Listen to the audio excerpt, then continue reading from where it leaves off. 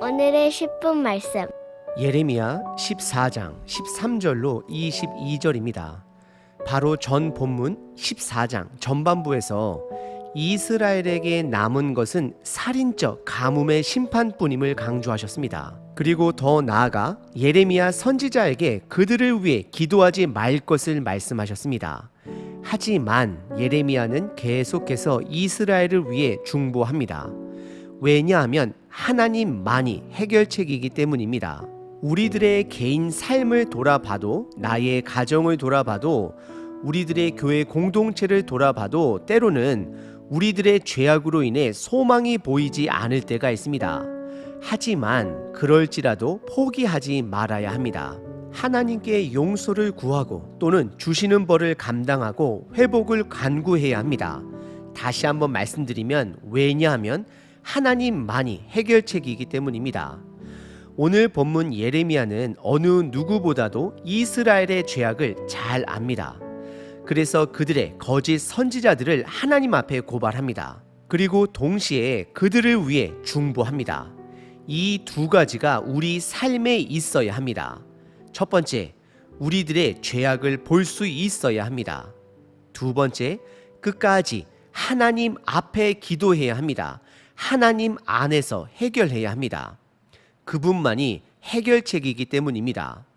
오늘 본문을 통해 우리들의 죄악을 볼 수 있는 영적인 눈과 포기하지 않는 기도의 간구가 우리 공동체에, 우리 가정에, 개인의 삶에 있기를 기도합니다. 오늘 본문은 크게 두 부분으로 나눌 수 있습니다. 첫 번째는 예레미야의 고발입니다. 두 번째는 하나님과 예레미야의 탄식입니다. 첫 번째 부분은 예레미야의 고발입니다. 예레미야는 국가의 공동체의 죄를 볼 수 있었습니다. 그래서 그는 하나님께 이스라엘 백성들의 죄를 고발합니다. 어떤 죄를 고발하는지 살펴보시길 바랍니다. 13절부터 16절입니다.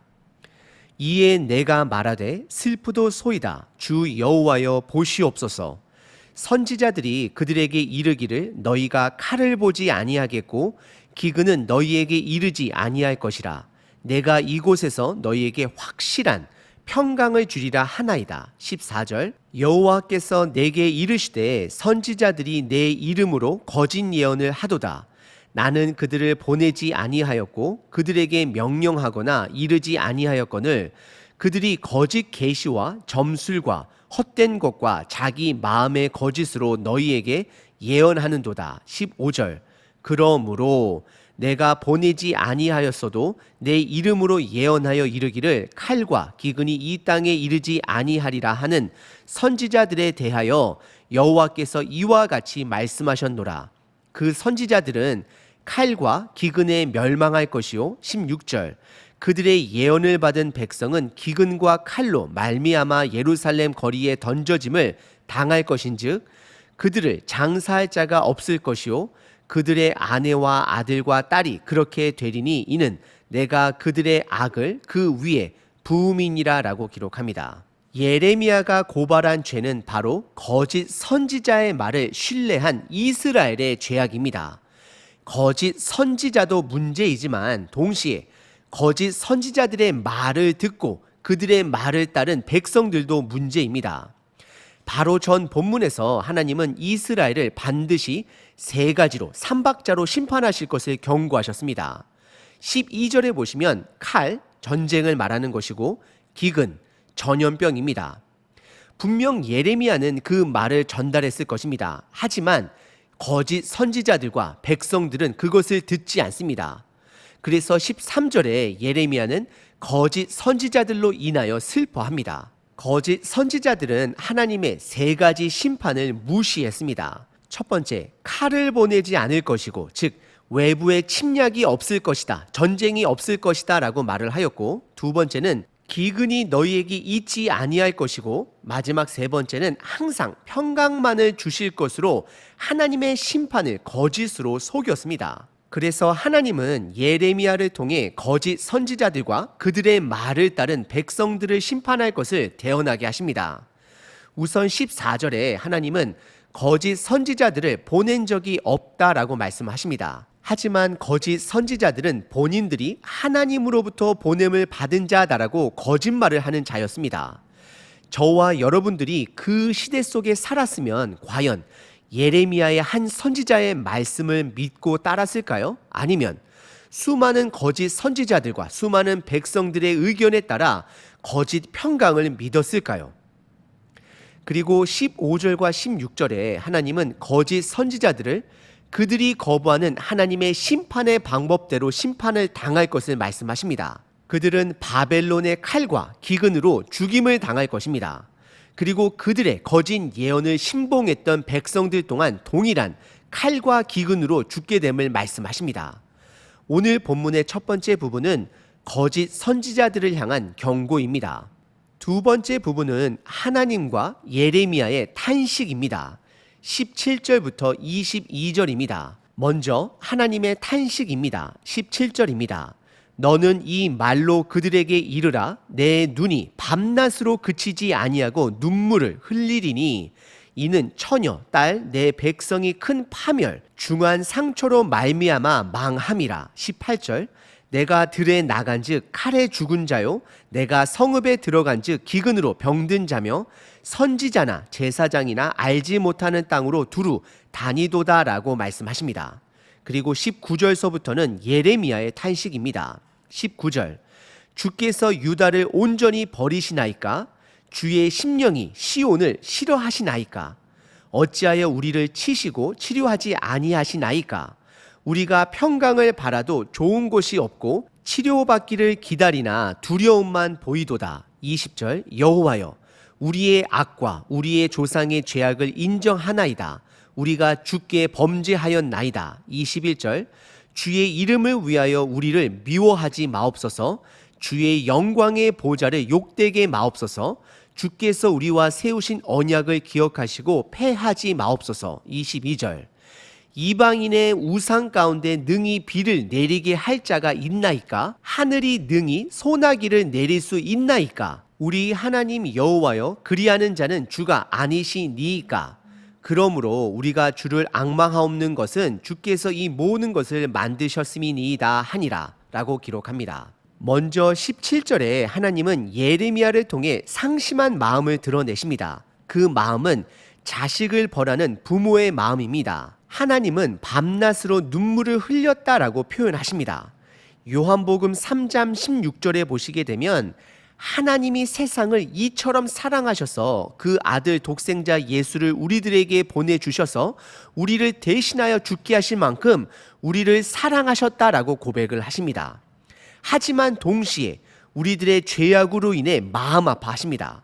그래서 17절에 하나님은 여전히 이스라엘을 처녀, 딸, 내 백성이다 라고 말씀해 주십니다.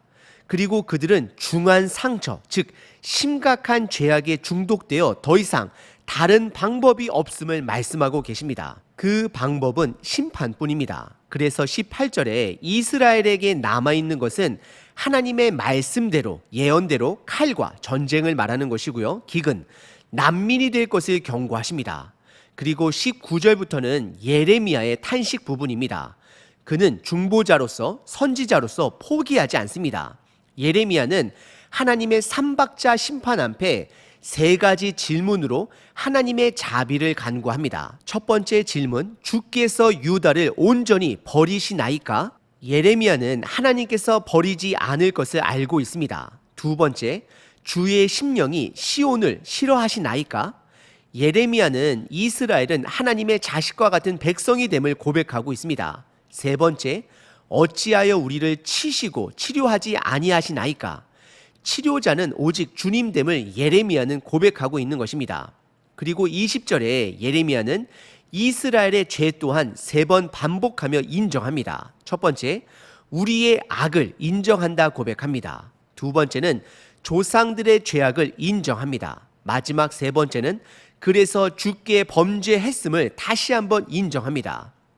그리고 다시 한번 예레미야는 21절에 포기하지 않고 하나님의 자비를 구합니다. 이것 또한 세 번 반복하며 하나님의 자비를 구합니다. 첫 번째, 주의 이름을 위하여 우리를 미워하지 마옵소서라고 간구합니다. 이것은 이스라엘은 하나님의 백성이 됨을 다시 한번 간구하는 것입니다. 두 번째, 주의 영광의 보호자를 욕되게 하지 마옵소서라고 고백을 합니다. 이것은 이스라엘이 멸망을 당한다라면 주변 국가들이 하나님을 가볍게 여길 것이기 때문입니다. 그리고 마지막 세 번째는 주께서 우리와 세우신 언약을 기억하시고 패하지 마옵소서라고 간구를 합니다. 하나님의 언약을 지켜달라라고 간청하고 있는 것입니다. 그리고 22절에 또다시 세 번의 질문을 통해 온전한 치료자 되시는 하나님 한 분임을 강조하고 있습니다. 첫 번째는 이스라엘 백성들이 섬기는 우상들 중에 능히 비를 내리게 할 자가 누구인지 묻습니다. 이것은 하나님 한 분만이 비를 내릴 수 있음을 고백하고 있습니다. 두 번째, 하늘이 능히 소나기를 낼 수 있는지 묻습니다. 자연을 통제하시는 하나님 한 분만이 비를 내릴 수 있음을 고백하고 있는 것입니다. 세 번째, 그렇게 하실 수 있는 분은 오로지 여호와 하나님 한 분이 아닙니까? 라고 물으며 하나님만이 치료자 되심을 고백하고 있습니다. 그리고 예레미야는 22절 마지막 부분에 그러므로 라고 시작을 하며 우리가 주님만을 바라보는 것은 주님만이 이 모든 것을 해결할 수 있는 유일한 분됨을 고백하고 있습니다. 오늘 두 번째 부분은 하나님과 예레미야의 탄식 부분입니다. 특별히 자식과 같은 이스라엘을 심판할 수밖에 없는 하나님의 슬픈 마음을 먼저 드러내었습니다. 그리고 예레미야에 이어지는 탄식입니다. 그는 세 번의 질문, 세 번의 죄의 인정, 고백, 세 번의 간구, 또다시 세 번의 질문으로 이스라엘을 향한 중보를 포기하지 않습니다. 이것이 바로 우리를 포기하지 않으시는 예수님과 성령님의 마음인 것을 기억하셔야 합니다. 오늘 본문을 통해 우리는 두 가지를 생각해 볼 수 있습니다. 첫 번째, 저와 여러분들은 우리들의 죄를, 공동체의 죄를, 국가의 죄를 볼 수 있으십니까? 예레미야는 이스라엘에 있는 거짓 선지자들과 거짓 예언을 따르는 백성들의 죄악을 분별하였고 고발하였습니다. 누군가를 사랑할 때는 마냥 죄를 덮어주는 것이 아닙니다. 먼저 죄를 깨닫게 해야 하고 죄를 인정해야 합니다. 여러분들은 개인의 죄, 가정의 죄, 공동체의 죄를 분별하실 수 있으신가요? 아니면 거짓 문화에 속아 죄를 죄로 여기지 못하고 살아가고 있지는 않은지요? 죄를 죄로 볼 수 있는 것은 오로지 하나님 말씀을 통해서 알 수 있습니다. 말씀을 알고 삶에서 그 삶을 살아낼 때에 죄를 분별할 수 있습니다. 그리고 이어서 두 번째 생각해 볼 것은 구원을 포기하지 않는 마음입니다. 예레미야는 정말 끈질기게 중보하였습니다. 포기하지 않았습니다. 왜냐하면 하나님 말고는 다른 길이 없기 때문입니다. 그래서 심판도 구원도 하나님께 있음을 알았으므로 하나님께 매달리고 있습니다. 우리들은 스스로가 잘 압니다. 내가 예수님을 믿어도 여전히 우리 안에 죄악이 있다라는 것을 알고 있습니다. 우리는 그 죄를 분별할 수 있어야 합니다. 그리고 동시에 복음으로 구원을 받은 자로서 그 복음의 능력을 하나님의 뜻대로 살기 위해 사용해야 하는 것입니다.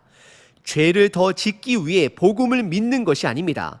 그럼 그 죄는 반드시 우리를 영원한 심판으로 인도할 것입니다. 하나님이 예수님을 통해 우리들에게 주신 그 복음은 포기하지 말고 하나님 안에 끝까지 붙들려 있기 위해 주신 것입니다.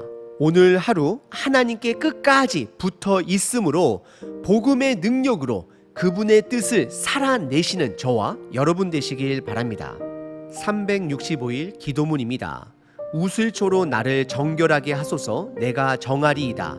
나의 죄를 씻어 주소서. 내가 눈보다 희리이다.